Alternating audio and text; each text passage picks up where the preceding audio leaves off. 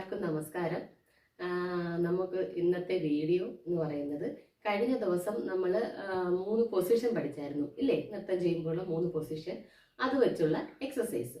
ഇന്ന് നമ്മുടെ വീഡിയോ എന്ന് പറയുന്നത് ആ എക്സസൈസ് കൂടാതെ നമുക്ക് നമ്മുടെ ബോഡി നല്ല ഫ്ലെക്സിബിൾ ആവാനും നല്ല പെർഫെക്ഷനായിട്ട് കളിക്കാനും നമ്മൾ ടയേർഡ് ആവാതിരിക്കാനും ഒക്കെ വേണ്ടിയിട്ട് കുറച്ച് എക്സസൈസുകൾ നമുക്ക് പഠിക്കേണ്ടതായിട്ടുണ്ട്.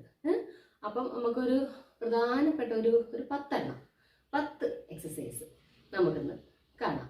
അപ്പോൾ എല്ലാവരും നല്ല രീതിയിൽ ക്ലാസ് എല്ലാം കണ്ട് പഠിക്കുക. ഓക്കെ.